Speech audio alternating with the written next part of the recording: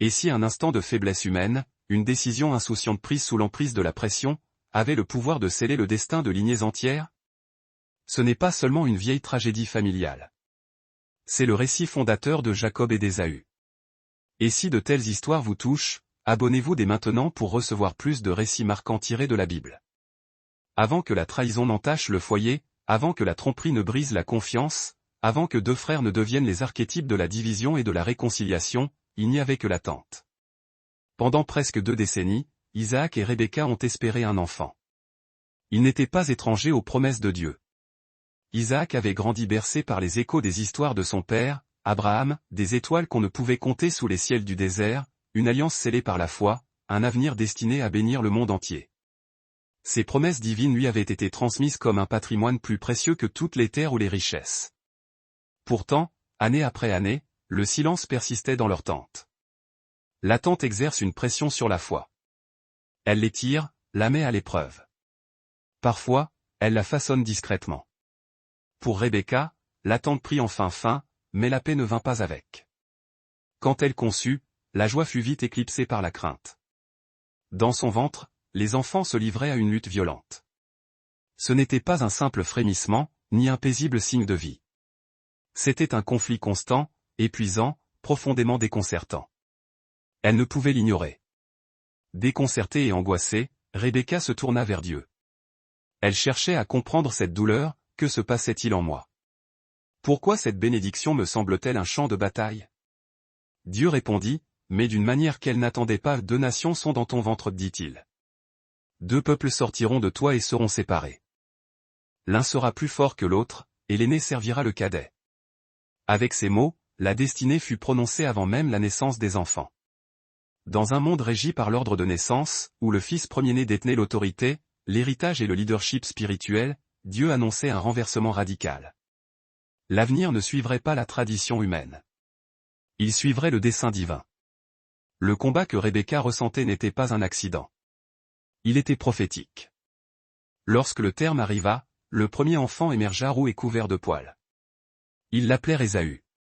Il entra dans le monde avec force, urgence et une vitalité qui semblait destinée à la survie dès sa première respiration. Quelques instants après, le second enfant naquit. Sa main agrippait le talon de son frère, comme s'il refusait de le laisser partir, comme s'il cherchait déjà à atteindre quelque chose devant lui. Ils l'appelèrent Jacob, un nom signifiant « celui qui supplante », le « talonneur ».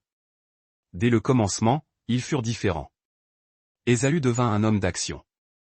Il aimait les champs ouverts, le frisson de la chasse, la satisfaction de vivre par instinct. Il faisait confiance à sa force et suivait ses appétits. Ce qui comptait le plus pour lui était ce qui pouvait être vu, touché et conquis dans l'instant présent. Isaac l'aimait profondément. Ésaü rappelait à Isaac la vitalité, le courage et la fierté, des qualités qui semblaient solides et fiables dans un monde hostile. Jacob, lui, restait plus près de la maison. Il était plus silencieux, plus observateur. Il regardait les gens au lieu des animaux. Tandis qu'Ésaü vivait dans le présent immédiat, Jacob méditait sur ce qui se profilait à l'horizon. Il écoutait attentivement, apprenait patiemment et portait des questions qu'il prononçait rarement à voix haute. Rebecca lui accordait sa faveur. Lentement, presque imperceptiblement, le foyer se divisa, non par un conflit bruyant, mais par une préférence silencieuse. 2 fils grandissaient sous le même toit, mais suivaient des rythmes de vie différents. Mais sous leur divergence se cachait quelque chose de plus profond. Ésaü vivait pour l'instant. Jacob vivait pour la promesse. Jacob comprenait quelque chose que son frère ne voyait pas encore, que la bénédiction de Dieu n'était pas un simple privilège ou une tradition. C'était une destinée. Et la destinée, une fois saisie, coûterait tout. Le combat qui avait commencé dans le ventre était loin d'être terminé. Il attendait seulement l'instant où un seul choix mettrait le feu à l'avenir. Il y a des moments dans la vie où le destin ne s'annonce pas par le tonnerre ou le feu. Il arrive tranquillement, déguisé en épuisement, en faim ou en désespoir. Pour Ésaü, ce moment arriva un jour ordinaire. Le soleil déclinait sur les champs lorsqu'il rentra de la chasse. Son corps était endolori, son estomac tordu de faim. Des heures d'effort n'avaient rien donné, pas de gibier, pas de victoire, seulement le vide. Lorsqu'Ésaü atteignit le camp, l'odeur le frappa en premier. Jacob cuisinait. Le ragoût était simple, des lentilles mijotées lentement, épaisse et sombre, emplissant l'air de chaleur et de réconfort. Pour Ésaü, cela ressemblait à une coupe de salut. « Donne-moi de ce plat rouge, dit-il, à peine capable de tenir debout. » Jacob leva les yeux. Il ne s'agissait pas d'une coïncidence. Jacob avait vécu toute sa vie conscient de ce qu'Ésaü considérait rarement. Il connaissait le droit d'aînesse, l'héritage spirituel, le leadership de la famille, la bénédiction de l'alliance transmise depuis Abraham. Et il savait qu'Ésaü ne lui accordait aucune valeur. Jacob vit une opportunité. « Vends-moi d'abord ton droit d'aînesse, répondit calmement Jacob. Les mots restèrent suspendus entre eux. Pour Ésaü, la requête semblait absurde. « À quoi me sert mon droit d'aînesse si je meurs de faim ?» lâcha-t-il. En cet instant, Ésaü ne choisissait pas entre le ragoût et la destinée. Il choisissait entre le présent et l'avenir, entre ce qui le satisfaisait maintenant et ce qui exigeait la foi. Et la faim était la plus forte. Il jura. Il échangea le droit d'aînesse, l'autorité spirituelle des générations, contre un unique repas. Jacob lui tendit le ragoût. Ésaü mangea. Il but. Il se leva et s'éloigna. L'Écriture affirme simplement, ainsi Ésaü méprisa son droit d'aînesse non parce qu'il le haïssait, mais parce qu'il le sous-estimait. Cette décision isolée résonna bien au-delà du feu de camp. Elle façonna un avenir qu'Ésaü ne comprenait pas encore et plaça un fardeau sur les épaules de Jacob qu'il aurait un jour du mal à porter. Les années passèrent. Isaac vieillit. Ses yeux autrefois perçants s'éteignirent jusqu'à ce que les formes se brouillent. La force s'évanouissait de sa voix, bien que l'autorité persistât dans ses paroles. Il sentit que son heure était proche. Et il se prépara à faire ce que les pères faisaient depuis des générations. Il bénirait son premier-né. Isaac appela Ésaü.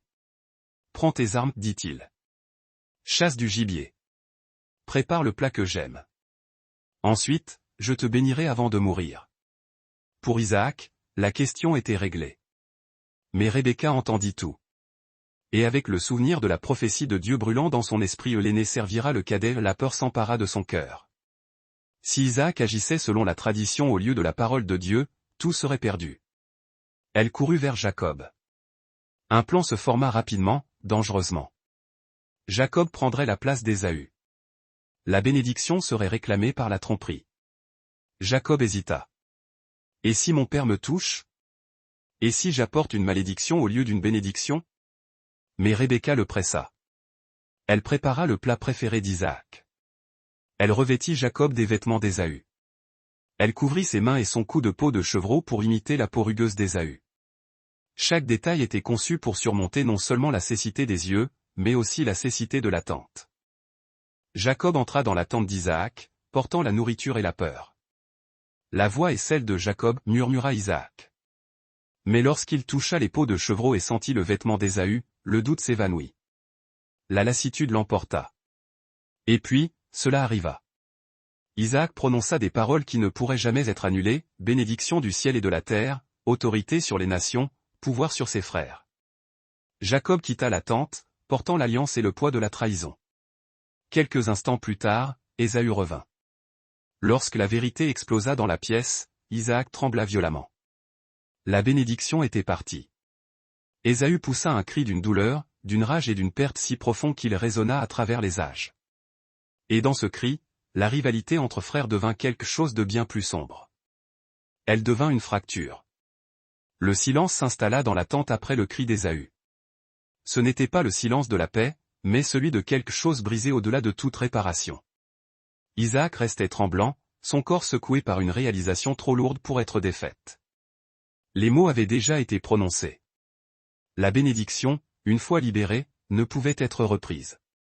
La destinée, scellée par la parole, appartenait désormais à Jacob. Ésaü était figé. Ce n'était pas une simple déception.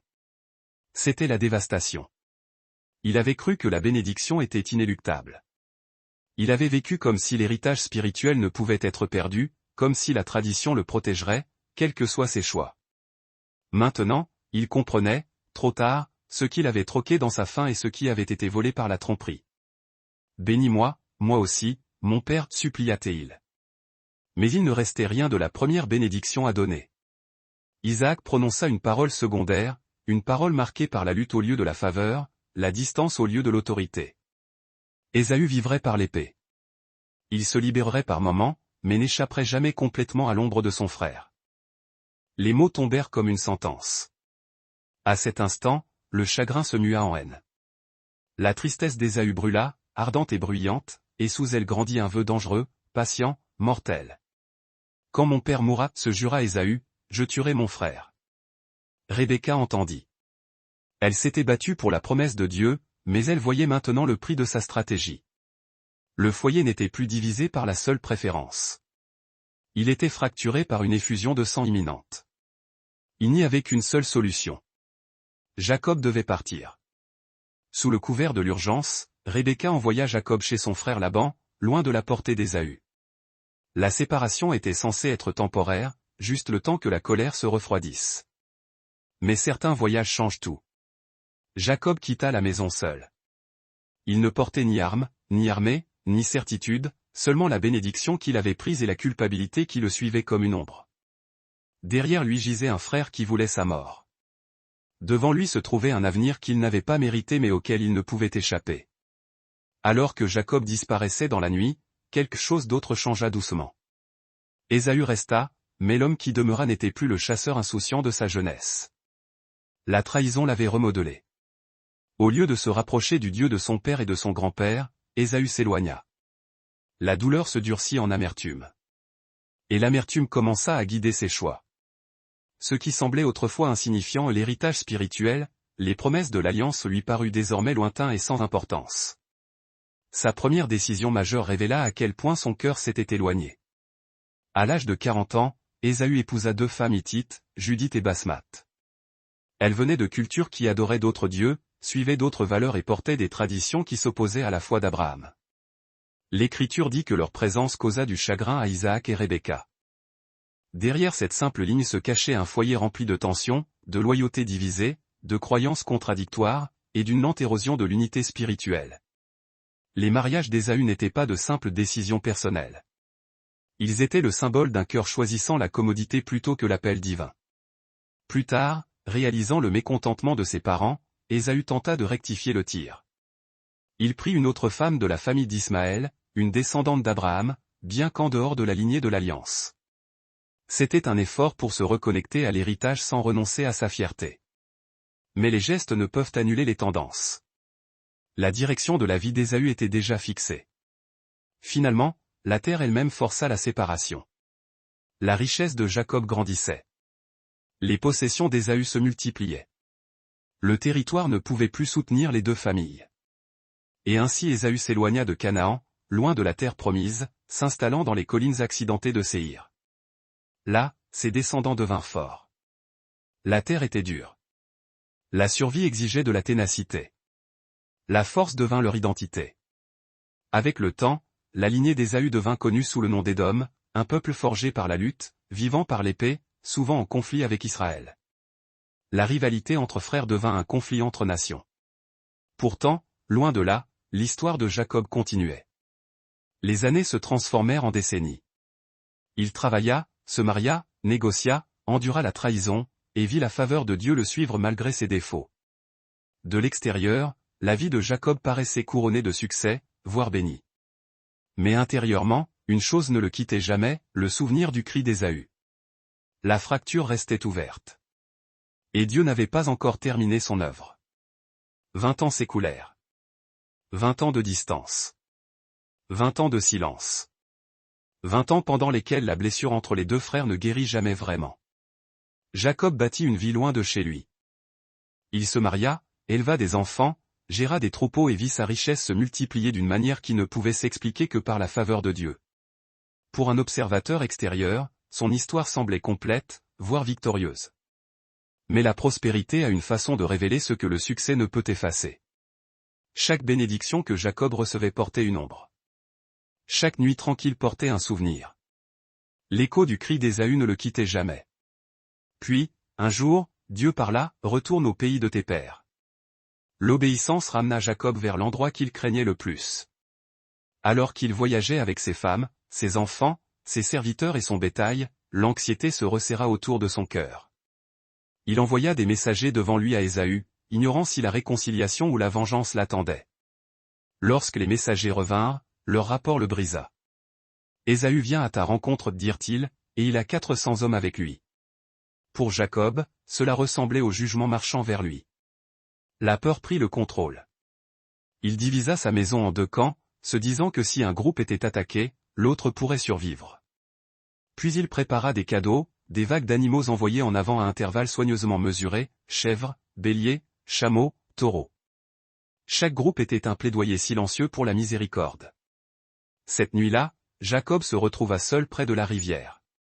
Pas de serviteurs, pas de famille, plus de stratégie. Seulement la peur et Dieu. Et là, dans l'obscurité, quelque chose d'inattendu arriva. Un homme apparut. Sans nom, sans avertissement. Ils luttèrent. Ce ne fut pas un combat rapide. Il dura toute la nuit.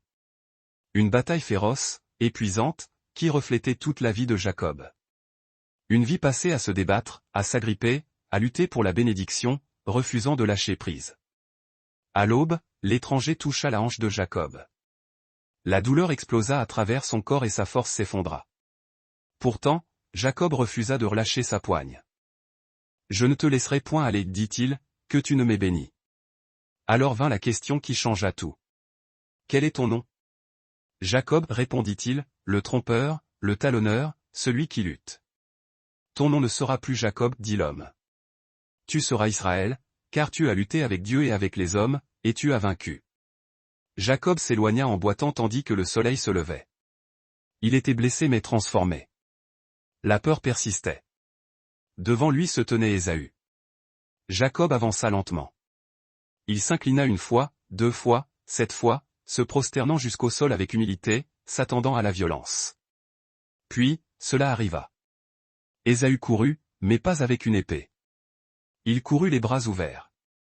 Il étreignit Jacob. Il l'embrassa. Et les 2 hommes pleurèrent. Des années de colère se dissolurent dans un seul instant de grâce. La haine qui promettait la mort fit place à un pardon que personne n'aurait pu prédire. « J'ai assez, mon frère, dit Ésaü lorsque Jacob le pressa d'accepter les cadeaux. Mais j'accepte pour la paix. » Ils se séparèrent après ce jour. Jacob retourna à Canaan, Ésaü à Séhir, mais la fracture était guérie. L'histoire qui avait commencé dans la tromperie se termina par la miséricorde. La grâce avait écrit une nouvelle fin.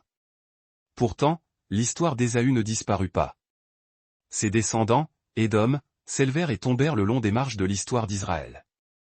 Parfois ennemis, parfois parents difficiles, toujours un rappel que les choix résonnent à travers les générations.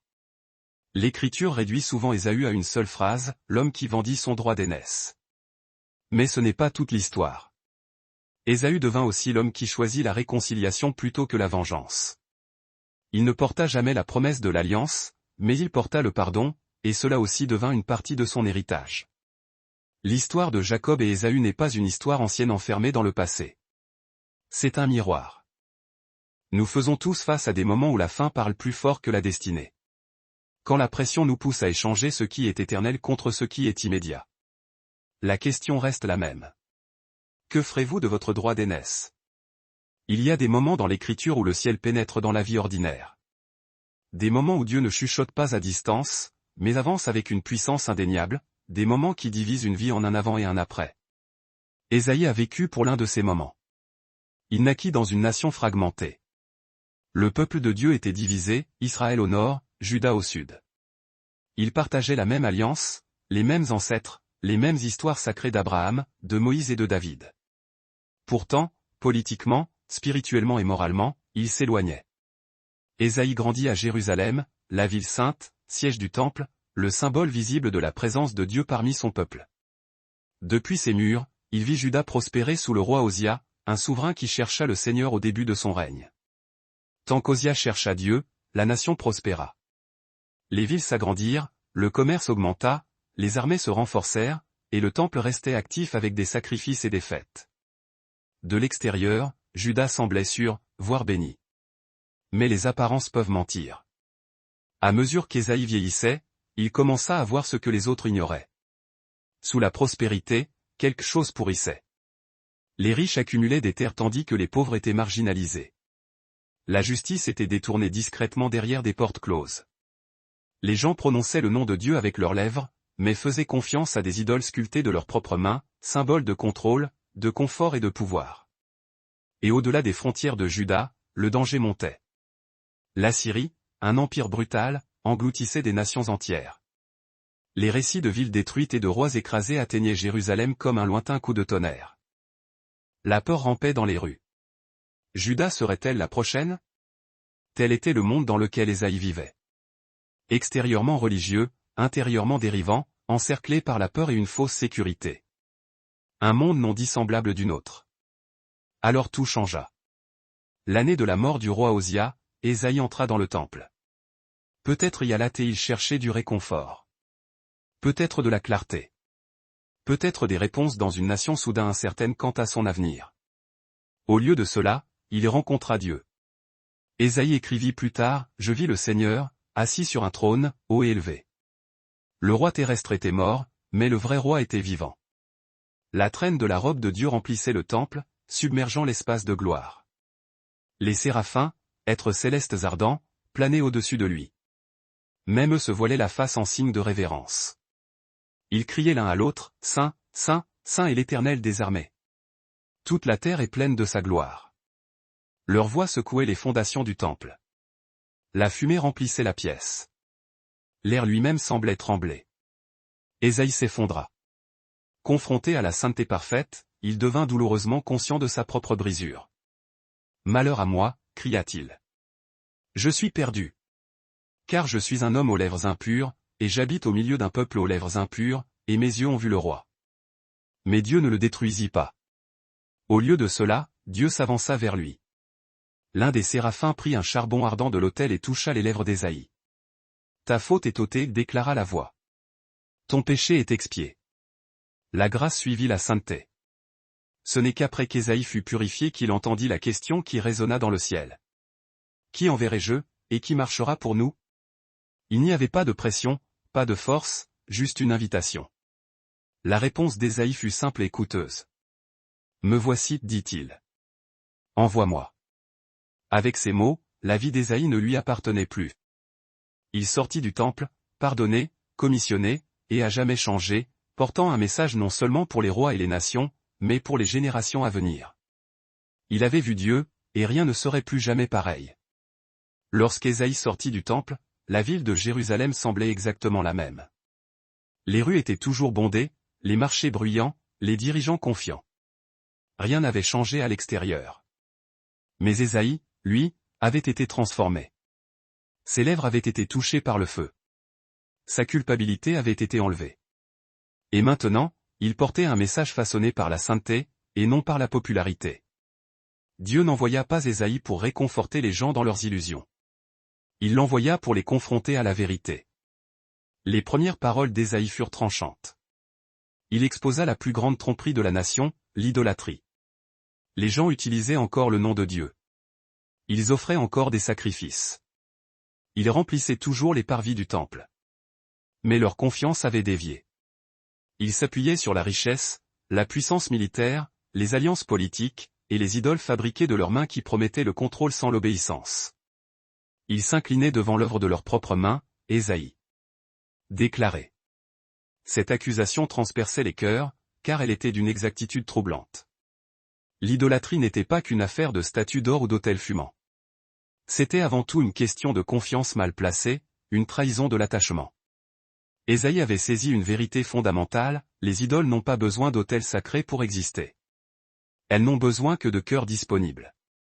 De l'idolâtrie, Ésaïe tourna son regard vers l'injustice criante. Au nom de Dieu, il affronta les puissants, ceux qui détenaient les leviers du pouvoir, de l'armée et de la richesse. Vous écrasez mon peuple, lança-t-il, solennel. Vous broyez la face des pauvres. Ces paroles n'étaient en rien anodines. Ésaïe parlait à des chefs capables d'anéantir quiconque s'opposait à eux. Mais la crainte de Dieu avait supplanté la peur des hommes. Dès lors qu'un homme avait contemplé le Seigneur, élevé et majestueux, les menaces humaines perdaient toute emprise. Le message d'Ésaïe était à la fois prophétique et éminemment pratique, purifiez-vous. Cessez de faire le mal. Apprenez à faire le bien. Recherchez la justice. Défendez l'opprimé. Prenez en charge la cause de l'orphelin. Dieu n'était aucunement impressionné par des rituels dépourvus de véritable repentance. Une adoration sans transformation intérieure n'était qu'un vacarme vide. Et Ésaïe les avertit avec force, le jugement allait s'abattre. Pour rendre son message incontournable, Ésaïe peignit une image d'une puissance saisissante. Israël était le vignoble de Dieu. Le Seigneur avait défriché la terre, ôté les pierres, construit une tour de guet, tout fourni pour que le fruit soit abondant. Pourtant, le vignoble n'avait produit que des fruits amers. La justice était attendue, mais l'oppression grandissait. La droiture était désirée, mais les cris de douleur remplissaient le pays. À cause de cela, Dieu retirerait sa protection. L'avertissement était sévère, mais il n'était pas désespéré. Une semence sainte demeurera, proclama Ésaïe. Même au milieu du jugement, Dieu préservait un reste. Sa discipline n'était jamais le point final de l'histoire. Ésaïe se retrouva bientôt face à des rois. L'un d'eux était le roi Ahaz, un souverain dévoré par la peur et l'incertitude. Juda était cerné par les ennemis. Les alliances se formaient. Les armées se rapprochaient. L'Écriture décrit ce moment avec une clarté poignante, le cœur du roi et celui de son peuple tremblaient comme les arbres de la forêt secoués par le vent. Dieu envoya Ésaïe auprès d'Ahaz avec un ordre simple et tranquille, prends garde. Reste calme. N'aie pas peur. Dieu promettait que la menace s'évanouirait. Mais Ahaz avait déjà opté pour la politique plutôt que pour la foi. Il se fiait davantage aux traités humains qu'à la vérité divine. Malgré son refus d'écouter, Dieu lui offrit un signe qu'Ahaz écarta d'un revers de main. Et pourtant, la grâce parla quand même. Voici, la Vierge concevra et enfantera un fils, déclara Ésaïe. Et on l'appellera Emmanuel, Dieu avec nous. Au beau milieu de la peur et de l'échec politique, Dieu plantait une espérance éternelle. Ésaïe se tint également devant le roi Ézéchia, un homme de foi qui aimait sincèrement le Seigneur. Quand Ézéchia fut frappé d'une maladie mortelle, Ésaïe lui apporta une nouvelle dévastatrice, « Mets ta maison en ordre », lui dit-il. Tu vas mourir. Mais la prière renversa le cours de l'histoire. Ézéchia tourna son visage vers le mur et cria vers Dieu dans sa détresse. Avant même qu'Ésaïe n'ait quitté la cour du palais, Dieu le renvoya avec une promesse de miséricorde, 15 années de vie supplémentaires, confirmées par un miracle qui fit reculer l'ombre sur le cadran solaire. Au travers de tous les règnes, Ésaïe délivra le même message immuable, la vraie sécurité ne réside ni dans la puissance militaire, ni dans les alliances politiques, ni dans le contrôle absolu. Elle vient de la confiance placée dans le Dieu vivant. Et le monde n'était pas prêt à entendre cela. La voix d'Ésaïe ne résonnait pas uniquement dans les ruelles de Jérusalem. Elle portait bien au-delà des frontières de Juda. Dieu ouvrit les yeux d'Ésaïe sur une scène bien plus vaste, un théâtre divin où des empires entiers marchaient à travers l'histoire comme des acteurs d'un drame orchestré. Des nations se levaient fièrement, affichaient leur pouvoir et se croyaient invulnérables. Pourtant, Ésaïe voyait ce que les autres ignoraient. Il voyait leur fin inéluctable. Une par une, Dieu parla par Ésaïe contre les grandes puissances du monde antique. Babylone, riche, brillante, enivrée par sa propre gloire. L'Assyrie, impitoyable, violente, semblant inarrêtable dans ses conquêtes. L'Égypte, ancienne, confiante, s'appuyant sur ses chars et ses alliances. Aux yeux des hommes, ces empires façonnaient l'avenir. Pour Dieu, ils n'étaient que des instruments temporaires, des outils dans un plan infiniment plus grand. Ésaïe proclama une vérité sidérante, l'histoire n'appartient pas au roi. Elle appartient à Dieu. L'Assyrie croyait que ses victoires étaient le fruit de sa force et de sa stratégie. Mais Ésaïe dévoila la réalité profonde, l'Assyrie n'était qu'une hache dans la main de Dieu. Un instrument de discipline, rien de plus. Et lorsque la hache se mit à se vanter contre celui qui la maniait, le jugement s'ensuivit inévitablement. Ésaïe avertit que l'orgueil de l'Assyrie serait sa chute. Bien qu'elle s'élevât comme une forêt majestueuse, Dieu la réduirait à l'état de souche. Ce qui semblait permanent s'évanouirait comme la fumée. Babylone aussi se tenait sous la menace du jugement. Ésaïe décrivit sa chute avec des images obsédantes. La ville orgueilleuse réduite au silence, sa musique éteinte, ses souverains humiliés. Les rois qui tremblaient jadis devant Babylone fixeraient ses ruines avec incrédulité. Est-ce là l'homme qui faisait trembler les royaumes? Demanderait-il. La puissance, déclarait Ésaïe, est terriblement fragile lorsqu'elle est bâtie sur l'arrogance. Même Jérusalem n'était pas épargnée. Ésaïe pleura en annonçant la destruction prochaine de la cité. Bien qu'elle portât le nom de Dieu, elle ne pouvait échapper aux conséquences de sa rébellion. Le prophète s'affligeait, non parce que le jugement était injuste, mais parce qu'il était devenu une nécessité morale. Néanmoins, l'espérance était tissée dans chaque avertissement. Ésaïe parla d'un avenir au-delà de l'effondrement. Un rejeton sortira du tronc de Jessé, proclama-t-il. Là où les rois humains avaient échoué, un nouveau roi se lèverait. Ce souverain ne gouvernerait pas selon les apparences ni les rumeurs. Il régnerait avec droiture et justice implacable. Les faibles seraient protégés. Les méchants seraient tenus responsables, et la paix véritable, couvrirait enfin la terre. La vision d'Ésaïe s'élargit. Il vit des loups couchés avec des agneaux, des enfants jouant près de créatures autrefois mortelles, un monde guéri dans son essence même. Ce n'était pas une simple poésie destinée au réconfort. C'était une prophétie certaine. Ésaïe révéla également un autre aspect radical, le salut ne serait pas réservé à Israël seul. Le plan de Dieu incluait les nations. Les étrangers chercheraient le Seigneur. Les exclus seraient accueillis. La lumière destinée à Israël éclairerait le monde entier. Lève-toi, brille, car ta lumière est venue, déclara Ésaïe. Cette lumière n'était pas un pouvoir politique. C'était la présence divine elle-même. Pourtant, le peuple avait du mal à croire. Comment l'espérance pouvait-elle survivre à l'exil? Comment les promesses pouvaient-elles perdurer quand les villes brûlaient et que les chaînes se resserraient? Ésaïe répondit en déplaçant une fois de plus le centre d'intérêt. Ne le savez-vous pas, demanda-t-il. N'avez-vous pas entendu? Dieu ne se fatigue pas. Les nations ne sont que poussière devant lui. Les dirigeants s'élèvent et s'effondrent, mais le Créateur des cieux demeure inébranlable. Il étend le ciel comme une tente et appelle chaque étoile par son nom. Et puis Ésaïe prononça des paroles qui soutiendraient des générations entières. Ceux qui espèrent dans le Seigneur renouvelleront leurs forces. Ils s'élèveront sur des ailes comme les aigles. Ils courront sans se lasser. Ils marcheront sans s'épuiser. Ésaïe enseignait au peuple comment survivre à l'impensable. Non par le contrôle ou par des alliances douteuses, mais par la confiance absolue. L'histoire lui donnerait raison. Les empires s'écrouleraient. Jérusalem tomberait. L'exil viendrait. Mais les promesses de Dieu, elles, perdureraient. Et la plus grande promesse était encore à venir. La vision la plus troublante d'Ésaïe ne fut pas accompagnée de tonnerre ou d'armée. Elle vint dans le silence. Dans un monde obsédé par la puissance, la victoire et la force visible, Dieu révéla une figure qui changerait l'histoire, non par la domination, mais par la souffrance volontaire. Ésaïe l'appela le serviteur de l'Éternel. Ce serviteur n'arriva pas sous les bannières royales ni les processions militaires. Il n'y avait aucune beauté extérieure pour attirer l'attention, aucune présence imposante pour inspirer la crainte. Pour beaucoup, il apparut ordinaire, voire insignifiant.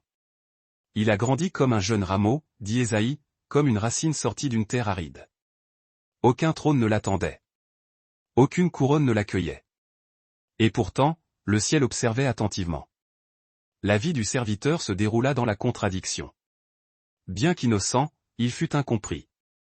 Bien que fidèle, il fut rejeté. Bien que juste, il fut méprisé. Les gens se détournaient de lui, refusant de regarder dans le miroir que sa vie tenait devant eux. Ésaïe le décrivit comme un homme de douleur, habitué à la souffrance. Ce n'était pas une exagération poétique. C'était la révélation d'un cœur accablé par le poids de la misère humaine.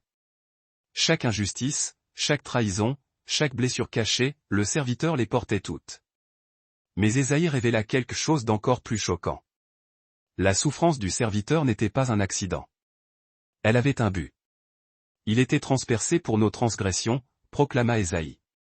Il était écrasé pour nos iniquités. Le châtiment qui nous apporte la paix est tombé sur lui. C'était le grand renversement. L'humanité s'attendait à ce que le jugement s'abatte sur les coupables. Au lieu de cela, l'innocent emportait le coup. Le serviteur ne résista pas. Il ne se défendit pas. Comme un agneau mené à l'abattoir, il resta silencieux. Ésaïe s'arrêta, comme si le poids de la vision l'écrasait. Qui croirait un tel message? Qui accepterait un salut exigeant l'humiliation plutôt que le triomphe? Ésaïe reprit, le serviteur fut assigné à une tombe parmi les méchants, compté parmi les criminels. Pourtant, il n'avait commis aucune violence, et aucun mensonge ne fut trouvé dans sa bouche. Même dans la mort, l'injustice le poursuivit. Et pourtant, la vision ne s'arrêta pas là. Il plut à l'Éternel de l'écraser, dit Ésaïe, des mots qui troublèrent des générations de lecteurs. Mais cet écrasement n'était pas de la cruauté. C'était la rédemption. La vie du serviteur devint une offrande non pas forcée, mais donnée volontairement. Et par cette offrande, Ésaïe vit l'impossible. Après la souffrance, le serviteur verrait la lumière de la vie. La mort n'aurait pas le dernier mot. Par sa connaissance, le serviteur justifierait un grand nombre, portant leurs péchés et restaurant ce qui était perdu. Il partagerait le butin avec les puissants, non parce qu'il avait conquis par la violence, mais parce qu'il avait répandu sa vie de bon gré. Cette vision redéfinissait la victoire. Elle enseignait que la vraie puissance se trouve non pas en prenant la vie, mais en la donnant. Ésaïe savait que ce message défierait tout ce que les gens croyaient au sujet de Dieu. Un Dieu qui souffre, un sauveur qui saigne, un roi qui conquiert par le sacrifice. Et pourtant, Ésaïe vit aussi l'impact futur. Les nations seraient stupéfaites. Les rois seraient réduits au silence. Ceux qui n'avaient jamais été informés comprendraient. Ceux qui n'avaient jamais entendu verraient enfin. L'histoire du serviteur voyagerait bien au-delà d'Israël. À travers les frontières, à travers les siècles. Ésaïe ne comprenait pas entièrement comment ni quand ces choses se dérouleraient, mais il faisait confiance à celui qui les lui révélait. Il était certain que le plan de Dieu, bien que mystérieux, était d'une précision absolue. L'espérance, comprit Ésaïe, ne viendrait pas seulement par la réforme politique. Elle ne viendrait pas par des rois plus forts ou de meilleures lois. L'espérance viendrait par une personne, un serviteur. Et ce serviteur changerait la signification de la souffrance pour toujours. Ésaïe conclut cette vision avec une certitude, Dieu n'avait pas terminé son œuvre. Même en exil, même dans la douleur, même dans le silence apparent, la rédemption était déjà en marche. Après les visions de jugement et de souffrance, le ton d'Ésaïe commença à se transformer. Les avertissements restaient vrais. Les conséquences restaient réelles.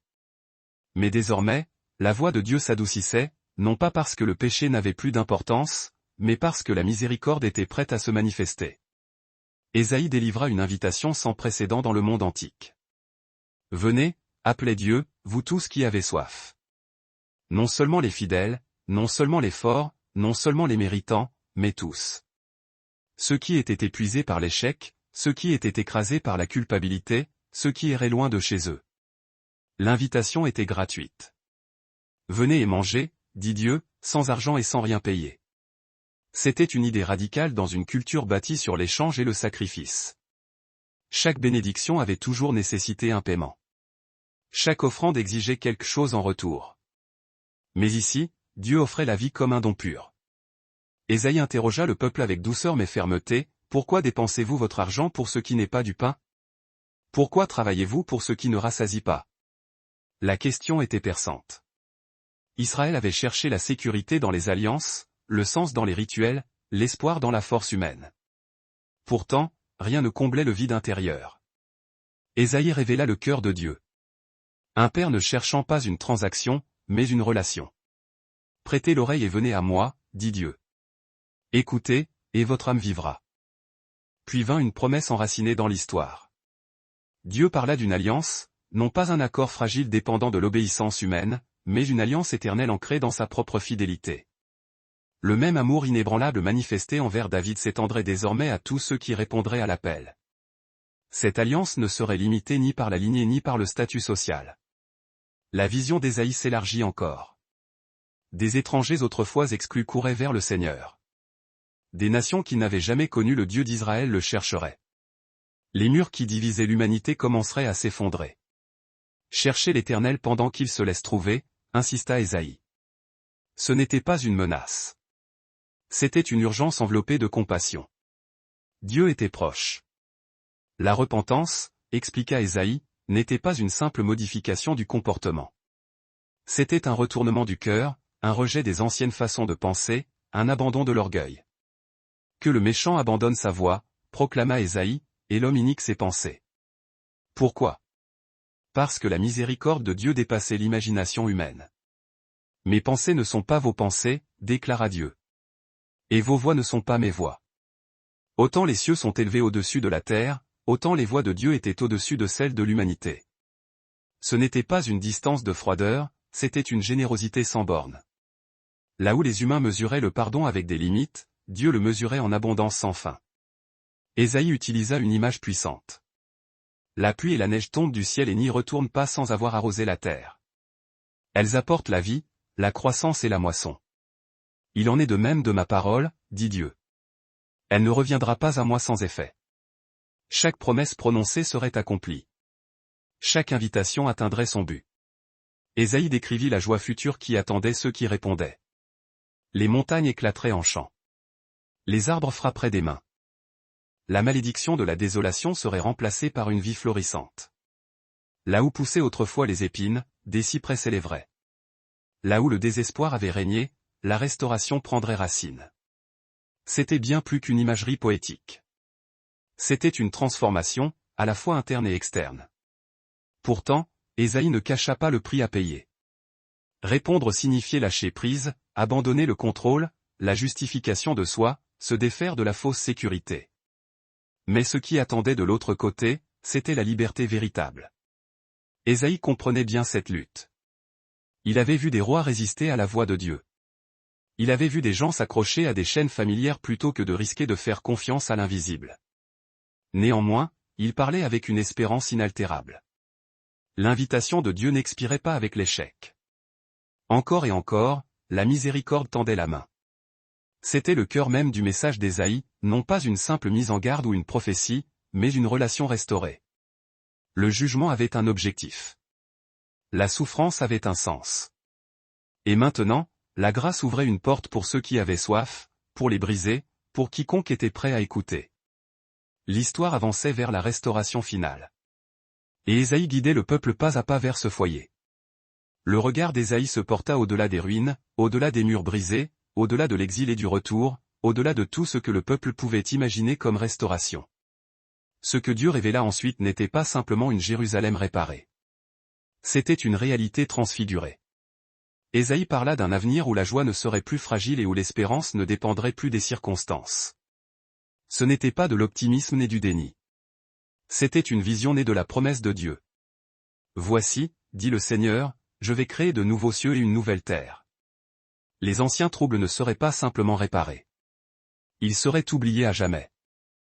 La douleur perdrait son emprise sur la mémoire. Le chagrin ne définirait plus l'identité. Ce n'était pas une évasion. C'était un renouvellement total. Ésaïe décrivit une ville reconstruite non sur la peur, mais sur l'allégresse. Jérusalem deviendrait une délectation et son peuple une joie. Dieu lui-même se réjouirait à leur sujet, une image étonnante de l'affection divine. Les pleurs s'estomperaient.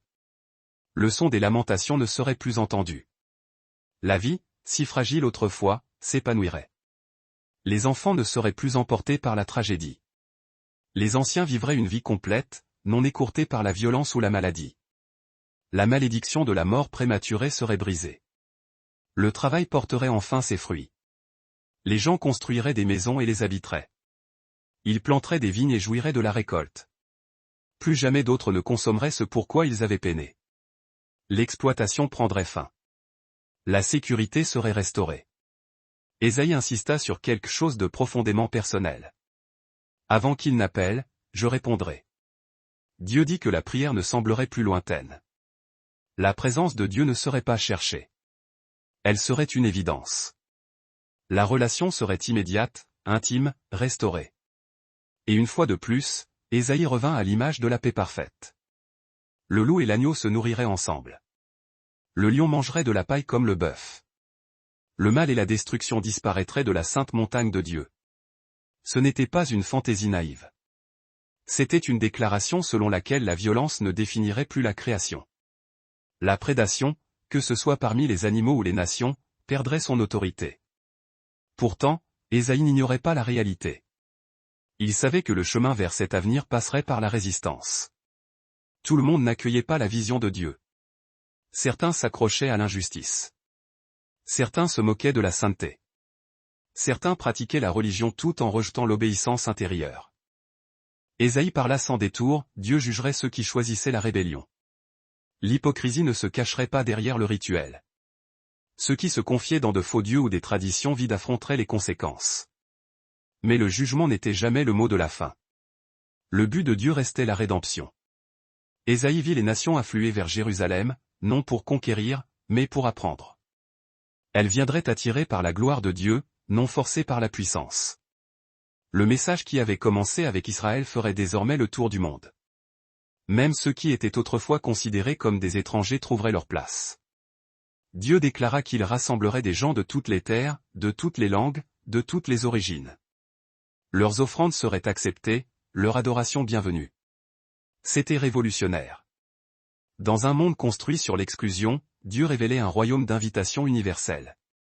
Ésaïe termina sa vision avec émerveillement et gravité.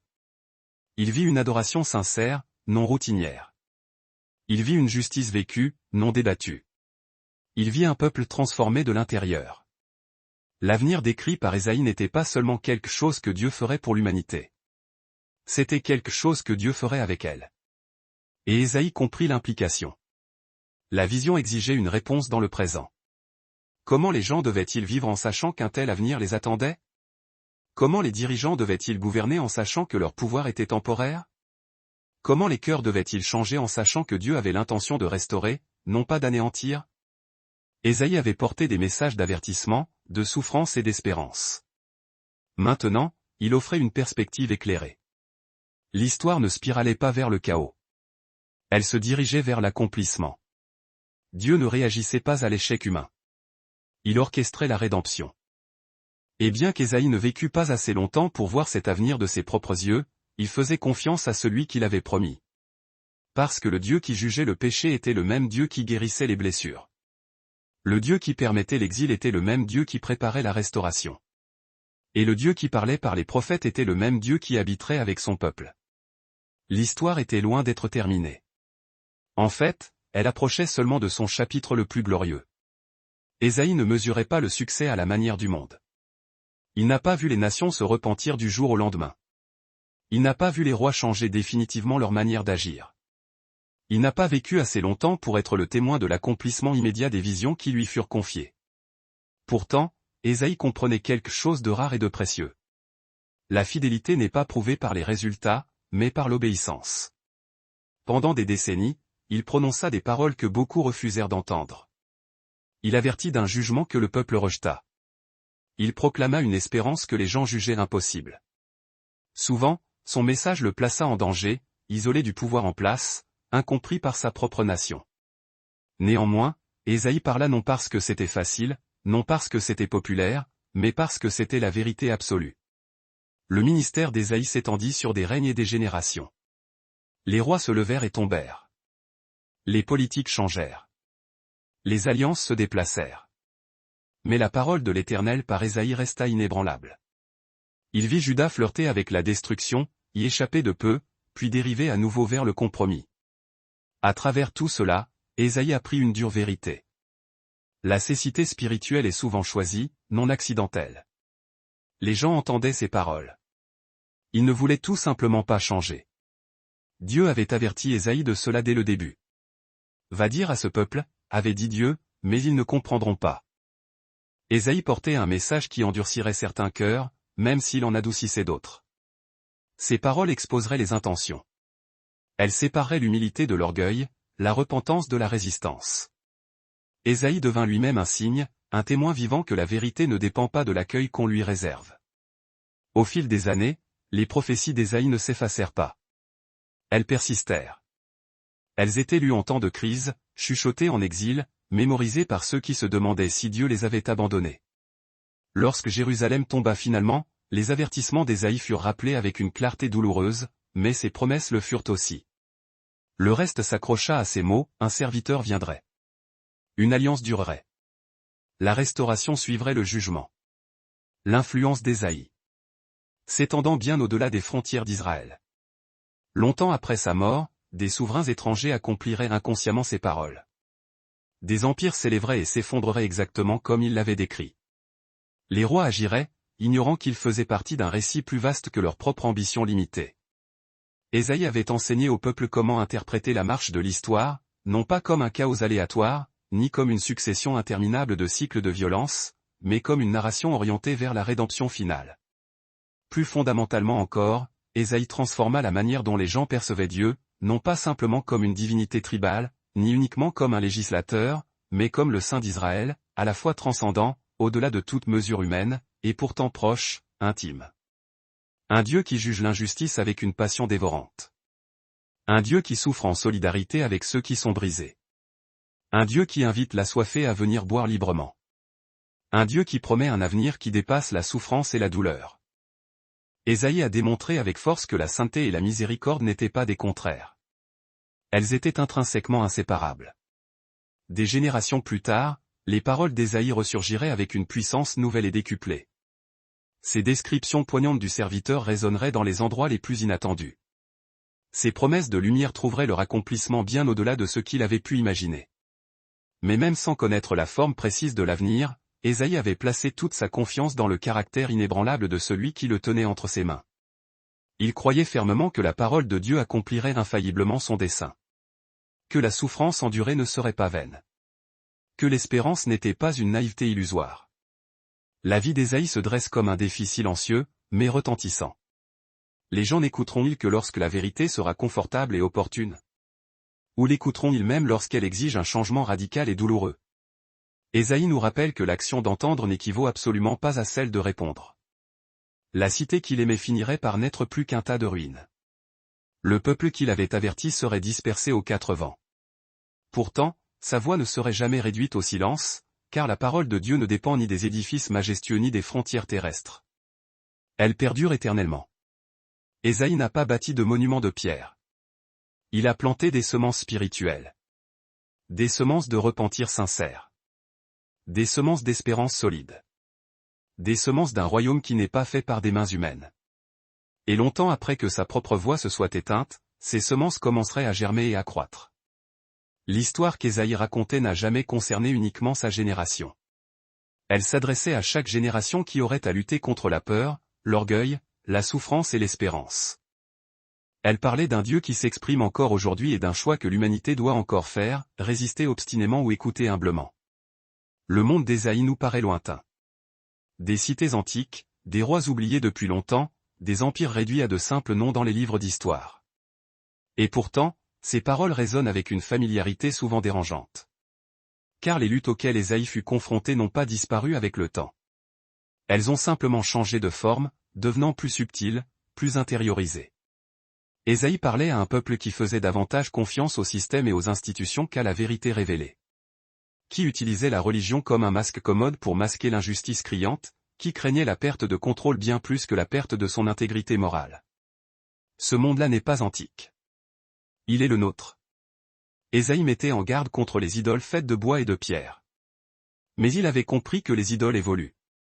Aujourd'hui, elles sont façonnées à partir de l'ambition professionnelle, de la sécurité financière, du succès visible, et de l'image projetée. Elles promettent un sens profond à l'existence sans exiger de véritable abandon de soi, et elles offrent une puissance illusoire sans la moindre responsabilité. Et tout comme par le passé, elles ne font qu'apporter la déception. Ésaïe a mis en lumière une vérité que nous continuons de rejeter avec acharnement, l'adoration n'est pas définie par des chants ou des symboles extérieurs, mais par l'objet de notre confiance.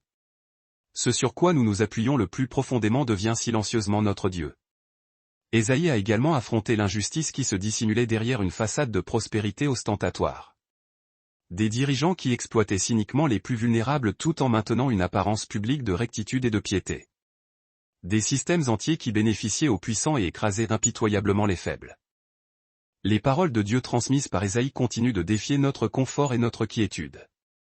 Cherchez la justice. Défendez l'opprimé.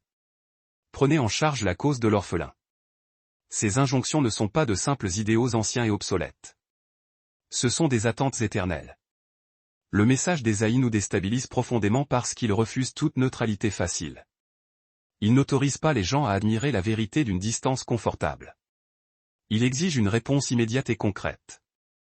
C'est pourquoi Ésaïe reste si important. Non pas tant parce qu'il a prédit l'avenir dans ses détails, mais parce qu'il a révélé le cœur même de Dieu. Un cœur qui pleure sur l'injustice. Un cœur qui aspire ardemment à la restauration de toutes choses. Un cœur qui est prêt à souffrir par amour pour la rédemption de l'humanité. Ésaïe a montré que la foi n'est pas une forme d'évasion passive. C'est une confrontation directe avec nous-mêmes, avec la société, et avec les systèmes pernicieux que nous nous obstinons à protéger. Pourtant, Ésaïe n'a jamais laissé le peuple sans espérance. Il comprenait profondément l'échec humain. Il voyait le repentir s'effondrer. Il observait les promesses se briser. Malgré cela, il parlait d'une miséricorde qui dépassait et surpassait le péché. Cet équilibre est le don impérissable d'Ésaïe. La vérité sans la miséricorde devient de la cruauté sèche. La miséricorde sans la vérité se transforme en tromperie stérile. Ésaïe a maintenu les deux en tension constante. Il a rappelé à l'humanité que la sainteté de Dieu n'est pas destinée à éloigner les gens dans la terreur, mais à guérir ce qui est brisé et déchu. Que le jugement n'est pas le désir premier de Dieu, mais sa réponse nécessaire lorsque l'amour est rejeté avec obstination. Ésaïe nous enseigne également la patience spirituelle. Les visions qu'il a reçues se sont déroulées lentement, à travers les siècles. L'espérance n'est pas arrivée instantanément. L'accomplissement a nécessité l'attente, la confiance et l'endurance. Dans une culture rendue dépendante de l'immédiateté, Ésaïe nous appelle à un rythme plus profond et plus lent. Dieu n'est pas pressé par le temps humain. Dieu n'est pas anxieux. Dieu n'est pas vaincu par le délai. Ésaïe croyait que même lorsque rien ne semblait bouger, Dieu continuait d'œuvrer en secret. Cette conviction a soutenu le peuple en exil. Elle a soutenu ceux qui sont revenus vers les ruines. Et elle soutient aujourd'hui ceux qui prient sans recevoir de réponse immédiate. L'histoire d'Ésaïe nous confronte à une autre vérité inconfortable. La transformation véritable commence de l'intérieur. Avant que les villes ne soient reconstruites, les cœurs doivent changer. Avant que l'injustice ne prenne fin, le repentir doit s'amorcer. Avant que la paix ne s'étende vers l'extérieur, l'abandon de soi doit se produire en nous. Ésaïe n'a jamais promis un chemin facile, mais il a promis un chemin rempli de sens. Il croyait que la parole de Dieu, une fois prononcée, ne pouvait être effacée. Elle se meut silencieusement à travers l'histoire, façonnant les événements, guidant les personnes, et rappelant les cœurs vers leur véritable foyer. Ésaïe nous invite à percevoir nos propres vies comme faisant partie d'une histoire plus grande et cohérente. Non pas aléatoire, non pas oubliée, non pas insignifiante. Le même Dieu qui a parlé par Ésaïe parle encore par la conscience, par la vérité, et par des moments de bouleversement et de grâce imméritée. La question n'est plus de savoir si Dieu parle. La question est de savoir si nous écoutons. L'héritage d'Ésaïe défie chaque génération avec le même choix fondamental, s'accrocher aux idoles familières ou faire confiance au Dieu vivant. Résister à la vérité inconfortable ou être transformé par elle. Ésaïe n'impose pas de réponse. Il se tient simplement au-delà des siècles, nous tendant une invitation pressante, écoutez, car l'histoire continue de se dérouler et la manière dont elle se poursuit dépend en partie de la façon dont nous allons y répondre. Ésaïe n'a jamais terminé son message par le seul réconfort. Il revenait toujours à une question qu'il est impossible d'éviter. Une question qui suit chaque génération. Que ferez-vous de ce que vous avez entendu? Ésaïe avait compris quelque chose que beaucoup de gens refusent d'accepter, la révélation divine engendre la responsabilité humaine. Une fois que la vérité est perçue, la neutralité s'évanouit. Le silence lui-même devient une décision lourde de sens. C'est pourquoi ces paroles sont si pesantes. Parce qu'elles forcent un choix existentiel. Ésaïe se tenait devant les rois, les prêtres et les gens du peuple avec le même message inaltérable, Dieu n'était pas impressionné par les apparences extérieures. Il n'était pas influencé par le pouvoir terrestre. Il n'était pas dupé par la performance religieuse vide de sens. Il observait le cœur profond de l'être. Et Ésaïe avertissait que ignorer la vérité ne mène jamais à la paix véritable, seulement à un report temporaire. Le jugement, dans la vision d'Ésaïe, n'était pas une cruauté soudaine et arbitraire. C'était la conséquence lente et inéluctable d'un refus persistant et obstiné. Un peuple qui continuait de choisir le confort au détriment de la correction finissait inévitablement par se retrouver cerné par la ruine. Les villes tombaient. Les temples brûlaient. Les chants de joie se transformaient en lamentations déchirantes. Pourtant, même à ce moment-là, Ésaïe refusait de laisser le désespoir prononcer le dernier mot. Il parlait d'un reste. Non pas les plus forts, ni les plus impressionnants, mais les fidèles. Ceux qui avaient écouté quand les autres se moquaient. Ceux qui avaient fait confiance quand les autres paniquaient. Ceux qui s'étaient repentis quand les autres se justifiaient. Ésaïe croyait que Dieu préservait toujours un chemin d'avenir, même lorsque la société s'effondrait autour de lui. Cette vérité résonne puissamment aujourd'hui. Nous vivons dans une ère de bruit incessant, d'opinions sans fin, d'indignation perpétuelle, et de distractions illimitées. Il est facile de confondre le volume sonore avec la vérité et la popularité avec la sagesse authentique. Ésaïe ne serait pas impressionné par ce tumulte. Il poserait des questions plus calmes, plus essentielles. En qui mettez-vous votre confiance lorsque la peur s'installe? À quoi vous accrochez-vous lorsque la certitude s'estompe? Où va votre espérance lorsque les systèmes s'écroulent? Ésaïe comprenait que la foi se révèle le plus clairement sous la pression intense. Lorsque les alliances s'effritent, lorsque les ressources s'épuisent, lorsque l'identité semble menacée. C'est alors que les idoles se manifestent. Et de même la vraie confiance. L'avertissement d'Ésaïe n'a jamais été destiné à terrifier. Il était destiné à éveiller, car ignorer la vérité ne nous protège pas des conséquences. Cela ne fait que nous aveugler quant à leur approche imminente. Pourtant, Ésaïe a aussi révélé quelque chose d'extraordinaire. Dieu n'attend pas la perfection avant d'offrir sa miséricorde. Il répond à l'humilité du cœur. Il se dirige vers le repentir sincère. Il restaure ceux qui reviennent vers lui. Ésaïe a dépeint un Dieu se tenant les bras ouverts, même après le jugement. Un Dieu désireux de reconstruire les villes dévastées, de guérir les blessures profondes et de réécrire les avenirs brisés. Mais cette restauration exigeait un abandon total, pas un changement partiel, pas une réforme superficielle, mais un retournement complet du cœur. Ésaïe appelait le peuple à s'éloigner de la fausse sécurité et à revenir à une confiance vivante et active. Cet appel demeure. Nous ne sommes pas jugés par l'époque dans laquelle nous vivons, mais par la manière dont nous répondons à la vérité qui s'y manifeste. Le message d'Ésaïe nous rappelle que la foi n'est pas un héritage transmis par la culture ou la tradition. Elle doit être choisie personnellement, délibérément, et renouvelée sans cesse. Chaque génération doit prendre sa propre décision. Allons-nous écouter ou rejeter? Allons-nous nous repentir ou rationaliser? Allons-nous faire confiance ou chercher à contrôler? Ésaïe n'offrait pas de réponse facile, mais il offrait quelque chose de plus grand, la clarté. Il a révélé que Dieu n'est ni distant ni indifférent. Il est profondément impliqué, passionnément engagé et patiemment persistant. L'histoire, selon la vision d'Ésaïe, n'est pas un chaos aléatoire. C'est un récit en marche vers la restauration complète, guidé par un Dieu qui refuse d'abandonner sa création. Et pourtant, Ésaïe n'a jamais adouci cette vérité fondamentale: Dieu ne sera pas remplacé. Dieu ne sera pas moqué. Dieu ne sera pas ignoré pour toujours, mais il peut être fait l'objet d'une confiance totale. C'est dans cette tension qu'Ésaïe a vécu, avertissement et espérance, jugement et miséricorde, vérité et grâce. Ésaïe se tient à l'intersection de toutes ces réalités, appelant au-delà des siècles, non pas avec une condamnation écrasante, mais avec une urgence viscérale. Car le plus grand danger n'est pas le rejet manifeste. C'est l'indifférence.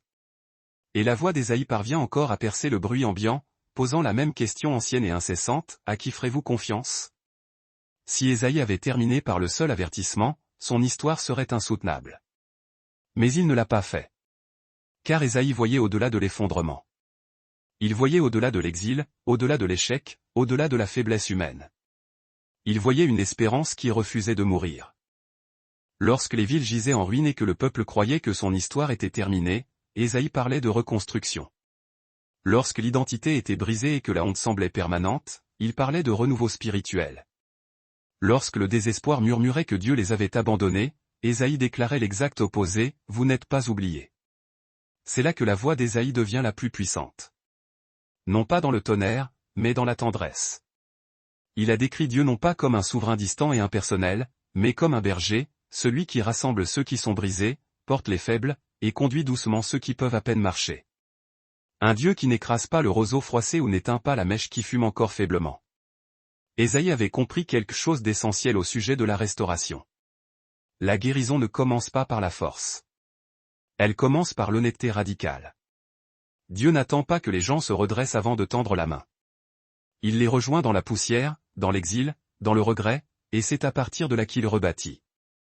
Ésaïe parlait à des gens qui croyaient avoir échoué de manière irréparable, qui pensaient que leur choix avait effacé leur avenir, qui supposaient que les conséquences marquaient la fin de l'histoire. Ésaïe disait le contraire. Il parlait de vallées relevées et de montagnes abaissées, de sentiers tortueux redressés, et de déserts s'épanouissant de vie. Ce n'étaient pas des métaphores d'évasion. C'étaient des promesses concrètes de transformation radicale. L'espérance d'Ésaïe n'était pas un optimisme naïf. Elle était forgée dans un réalisme brut.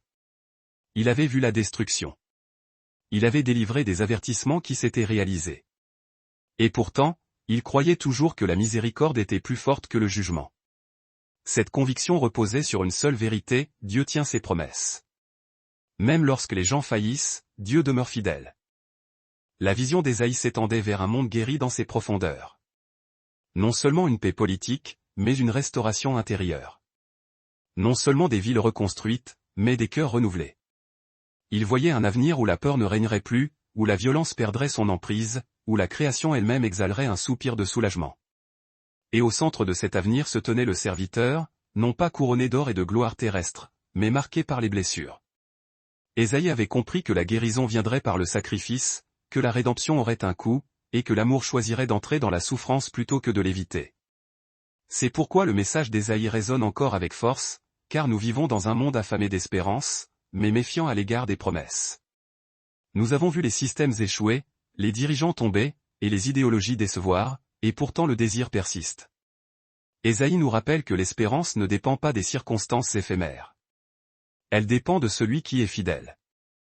Et Ésaïe déclare que Dieu n'a jamais cessé d'être fidèle. Même maintenant, même ici, ces paroles s'adressent à quiconque se sent submergé par le regret. À ceux qui croient que leur passé les disqualifie définitivement, à ceux qui craignent d'avoir attendu trop longtemps. Ésaïe dit, il est encore temps. Revenez non pas à la perfection, mais à la confiance, non pas au contrôle, mais à l'abandon, non pas à la performance, mais à la relation véritable. L'espérance d'Ésaïe n'est pas passive. Elle invite au mouvement, à un changement de direction, à une volonté de marcher en avant même lorsque le chemin semble incertain. Il croyait que Dieu ne fait pas que pardonner, il restaure en profondeur.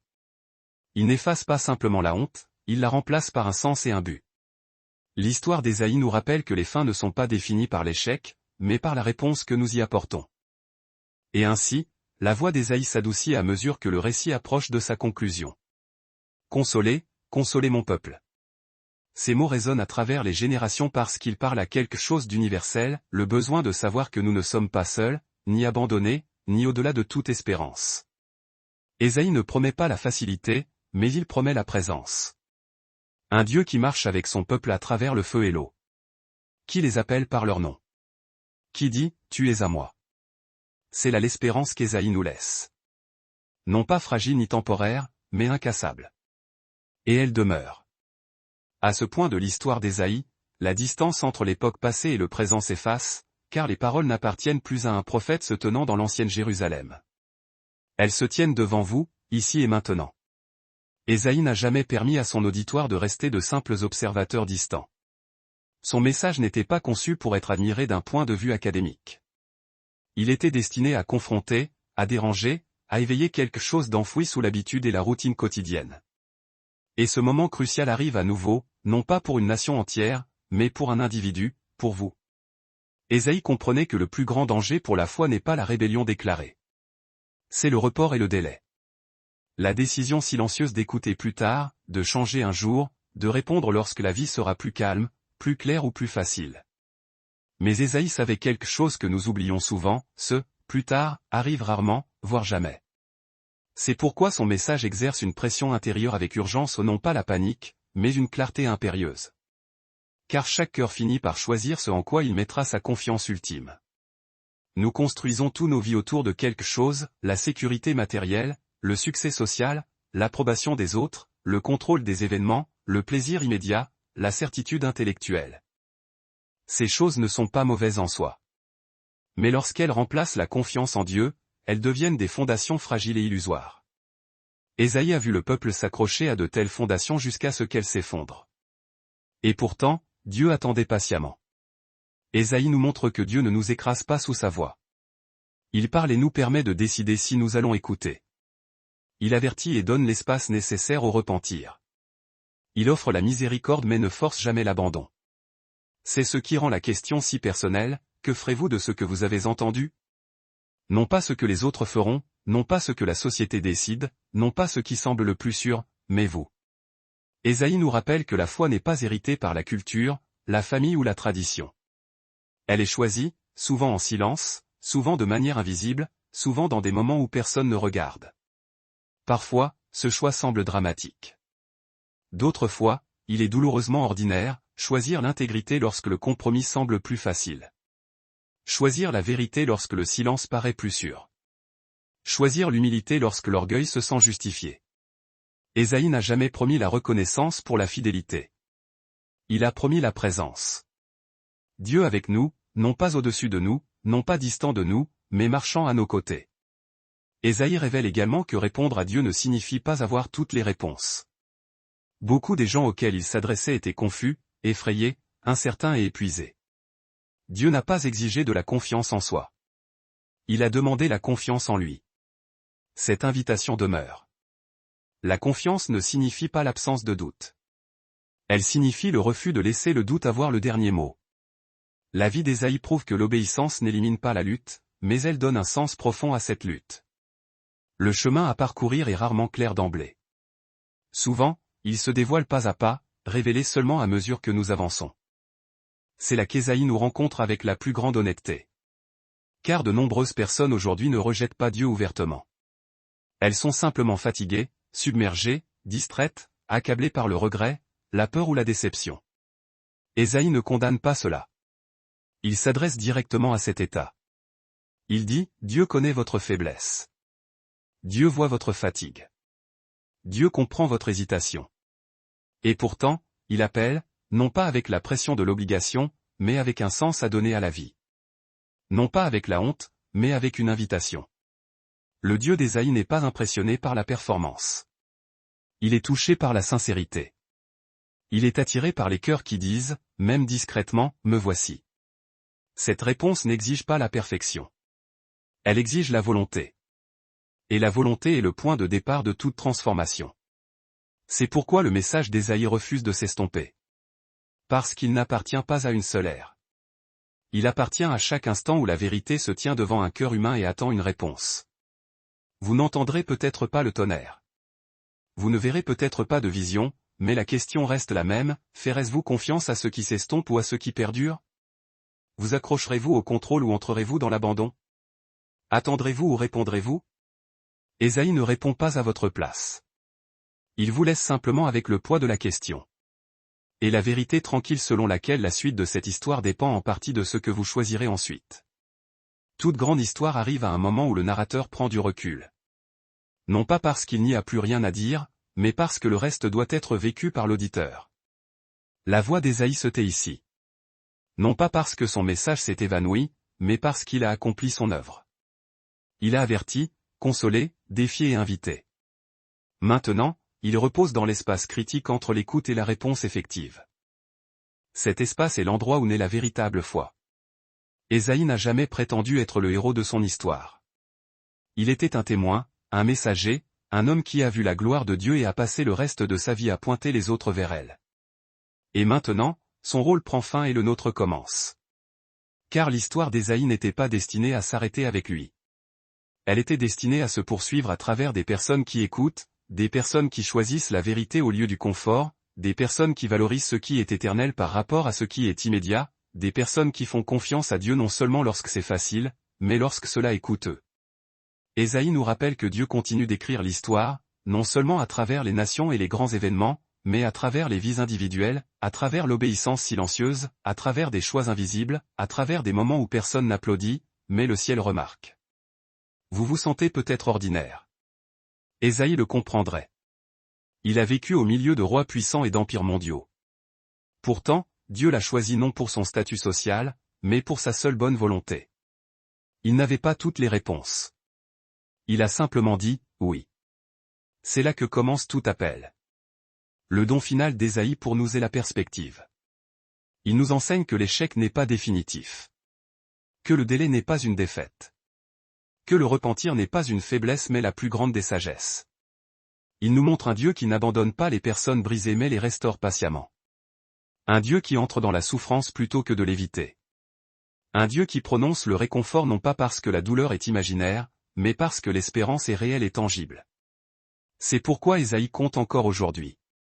Parce que son message atteint les personnes qui se sentent perdues dans le bruit du monde. Les personnes qui se demandent si leurs choix ont encore de l'importance. Les personnes qui craignent d'avoir raté leur moment. Ésaïe leur dit, vous ne l'avez pas manqué. Tant qu'il y a un souffle de vie, il y a une invitation. Tant qu'il y a la vérité, il y a l'espérance. Et tant que Dieu est fidèle, et il l'est toujours, l'histoire n'est pas terminée.